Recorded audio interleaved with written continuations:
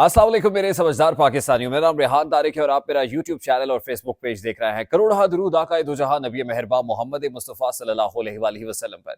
इस दुआ और इस उम्मीद के साथ इस व्लॉग का आगाज करते हैं कि अल्लाह रब्बुल इज्जत इस मुल्क के फैसला साजों के दिलों में समझदार पाकिस्तानियों के लिए नरमी पैदा कर दे। लंदन में फौज ने नवाज शरीफ के घुटने पकड़े और कहा कि मुल्क को इस वक्त आपकी जरूरत है। अब ये पख किसने मारी है मुल्की सियासत में और किसके खिलाफ चार्जशीट है? फौज के अगेंस्ट भी चार्जशीट है, संगीन इल्जाम है, और जिसके घुटने पकड़े हैं वो अपने खिलाफ भी एक चार्जशीट पैदा कर रहा है। ये कौन कह रहा है? कहते हैं कि नादान की दोस्ती से दाना की दुश्मनी बेहतर है। अब इस मामले के इंप्लीकेशंस क्या हो सकते हैं, इस पर आज के इस व्लॉग में बात करेंगे। दूसरा इंपॉर्टेंट इशू यह है कि सुप्रीम कोर्ट के जजेस की तादाद बढ़ाने का एक प्लान मंजरेआम पर आ गया है। सेनेट की कायमा कमेटी बराए कानून इंसाफ के अंदर जो कुछ हुआ है इसकी डिटेल्स भी आपके साथ शेयर करेंगे, और आज ही एक वीडियो भी आपके साथ कोशिश करते हैं कि शेयर करें कि जिसमें एक मारूफ कॉमेडियन है, नून लीग से ताल्लुक बताते हैं, और बुग़्ज़ इमरान भी है, और दूसरी तरफ तो जाहिर है आपको पता है बुग़्ज़ नवाज भी है। यानी आपस में दोनों तरफ आग बराबर लगी हुई ये एक कल्ट है, और दोनों तरफ मामला बराबर है। ये कोई एक पार्टी का मामला नहीं है, बल्कि हर पार्टी के अंदर कमोबेश ऐसे ही मामला दिखाई देते हैं जैसा अब हो रहा है। अब उसमें पिटे हैं, इनको गाड़ी का दरवाजा खोल के खातून ने जिस अंदाज में मारा पीटा है वो सारे विजुअल्स आपके सामने रखेंगे। लेकिन उससे पहले मैं आपको बता दूं कि आज जो वफाकी काबीना का इजलास हुआ है, बैन ही वो सब कुछ हुआ है जिसका इंदिया हमने दिया था कि आज काबीना के एजेंडे के अंदर वो मामला टेकअप नहीं होगा जो पाकिस्तान तहरीक इंसाफ पर पाबंदी का मामला है या आर्टिकल 6 इम्पोज करने का मामला है। तो आज ये दोनों ही इश्यूज टेकअप नहीं किए गए, और आज भी अता तारड़ साहब यही कहते हैं कि पाकिस्तान पीपल्स पार्टी की मुकम्मल ताईद हुकूमत को हासिल है, पीटीआई को बैन करने के मामले पर भी और आर्टिकल 6 लगाने के मामले पर भी। लेकिन पाकिस्तान पीपल्स पार्टी बार बार इसका डिनाइल दे रही है, और पीपल्स पार्टी के पास एक ही जवाब और एक ही हथियार है कि हमारे फैसले तो सेंट्रल एग्जीक्यूटिव कमेटी में होते हैं। अब सेंट्रल एग्जीक्यूटिव कमेटी का जो इजलास है वो चांद पे हो रहा है या पाकिस्तान में किसी जगह पर हो रहा है, इस हवाले से पीपल्स पार्टी कुछ बताने से कासिर है। आज ही कादिर मंदूखेल साहब से बात हुई है तो वो कहते हैं कि हमारी सेंट्रल एग्जीक्यूटिव कमेटी का इजलास तो मुस्तकबिल करीब के अंदर स्केड्यूल्ड है ही नहीं, यानी सेंट्रल एग्जीक्यूटिव कमेटी का इजलास ही नहीं हो रहा, और फैसले तो सीईसी के अंदर होंगे।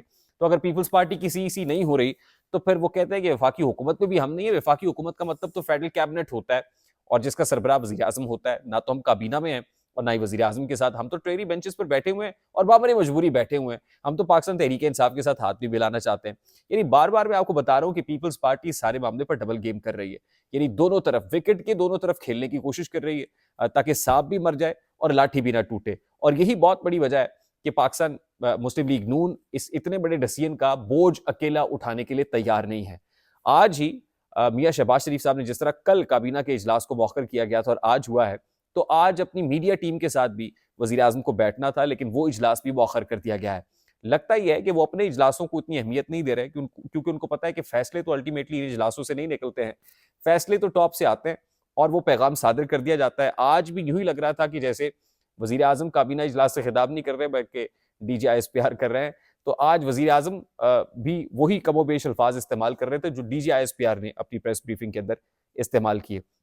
तो आज इजलास तो हो गया, लेकिन ना पीटीआई पर पाबंदी का मामला टेकअप हुआ और ना ही आर्टिकल 6।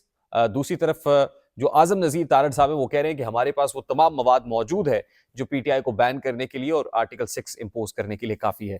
तो ये मामला तो टाई फिश है।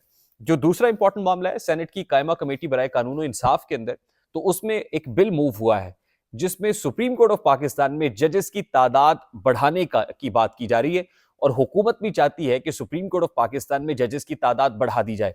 अब कितने जजेस लगाए जाएं, कितनी तादाद बढ़ाई जाए, जाहिर लेजिस्लेशन रिक्वायर्ड है, और आजम नजीर तारड़ साहब भी इस हक में है कि सुप्रीम कोर्ट ऑफ पाकिस्तान में जजेस की तादाद बढ़ाई जाए। लगता यह है कि वो प्लान जो प्लान ए था जिसमें chief justice of Pakistan justice Qazi Faez की एक्सटेंशन का प्लान था और जजेस की जो वो उम्र जो रिटायरमेंट की हद है वो बढ़ाने का प्लान था ताकि किसी को रोका जा सके और किसी को जो है वो यानी किसी को सुप्रीम कोर्ट में रोका जा सके और किसी को सुप्रीम कोर्ट का चीफ जस्टिस बनने से रोका जा सके और मामलात को अपने तहत जो है अपनी सोच के मुताबिक विजन के मुताबिक चलाया जा सके। वो नहीं हो रहा है। तो अब कोशिश ये हो रही है कि जो नंबर गेम खराब हुई है सुप्रीम कोर्ट में, खासतौर पर मखसूस नशस्तों के केस के फैसले के बाद जिसमें जस्टिस काजी फायजीसा के हक में जो नंबर है वो पूरा नहीं है और दूसरी तरफ नंबर ज्यादा है, तो अब किसी तरह मजीद जजेस लगा के जो नंबर है वो बेहतर किया जा सके, पोजीशन बेहतर की जा सके। आज बड़े दिलचस्प बहस हुई। हामिद खान साहब भी सेनेट की कायमा कमेटी बराए कानून इंसाफ के अंदर मौजूद थे और हामिद खान साहब ने इसको रद्द किया है। वो कहते हैं ना तो मैं एडहॉकिज्म के फेवर में हूं कि एडहॉक जजेस लगाए जाएं, और ना ही मैं इस फेवर के अंदर हूं कि सुप्रीम कोर्ट ऑफ पाकिस्तान के जजेस की तादाद बढ़ाई जाए। दूसरी तरफ आजम नजीर तारड़ साहब कहते हैं कि वक्त की जरूरत है।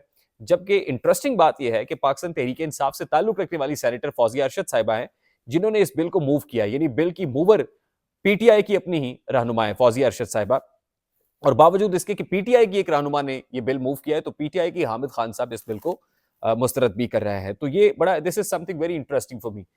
जो तीसरा इंपॉर्टेंट मामला है वो खास तौर पे नवाज शरीफ साहब के दामाद कैप्टन सफदर साहब का कहा हुआ वो स्टेटमेंट है, जो वो कह रहे हैं कि नवाज शरीफ साहब के घुटने फौज ने लंदन में पकड़े और फिर नवाज शरीफ साहब को मनाया गया कि इमरान खान से हमारी जान छुड़ाए और मुल्क को संभालें।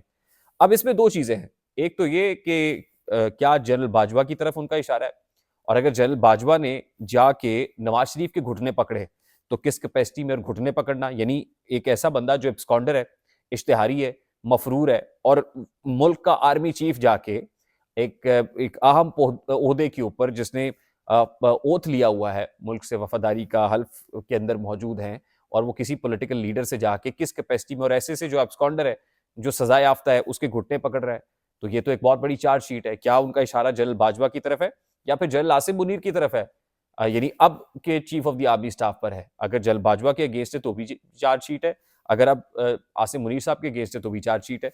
और दूसरी बात यह है कि आप तो वोट को इज्जत दो की बात करते थे, इसका मतलब आपने मोहर तस्दीक सब कर दिया है कि आप डील करके आए हैं, और इसमें तो कोई दो राय नहीं है, लेकिन इस तासुर को आपने तकवीयत दे दी है, मजबूत हो गया है कि आप डील की और आपने फौज के हाथ पे बैत की और आप वापस आ गए हैं। और अब अगर वाकई आप मुल्क को नवाज शरीफ की जरूरत थी तो कहां है नवाज शरीफ? नवाज शरीफ किस बिल में छुपे बैठे हैं कि वो बाहर नहीं निकल रहे हैं? क्या चीज है जो उनको रोके हुए है? और फिर उसके बाद मैं जो वीडियो आपके साथ शेयर करने की बात कर रहा था, मैं कोशिश करूंगा कि इख्तिताम पे इस वीडियो के एंड पे, व्लॉग के एंड पे वो वीडियो आपके साथ शेयर कर दूं, लेकिन उसमें ताहिर अंजुम साहब हैं जो कॉमेडियन है और पाकिस्तान मुस्लिम लीग नून से वाबस्ता भी हैं, वो भी जिस किस्म की जबान इमरान खान के लिए इस्तेमाल करते हैं वो जस्टिफाइड नहीं है। लेकिन आज हुआ यह है कि पंजाब असम्बली के बाहर पाकिस्तान तहरीक इंसाफ का भूख हड़ताल कैंप जारी था, ये अलामती भूख हड़ताली कैंप है।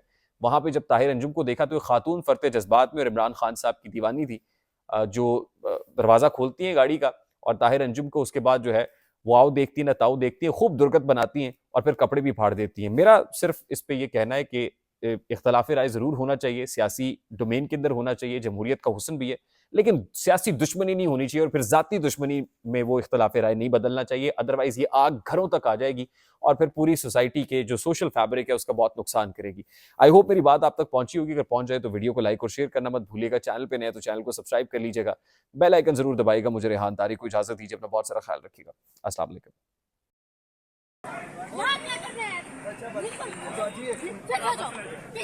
पीछे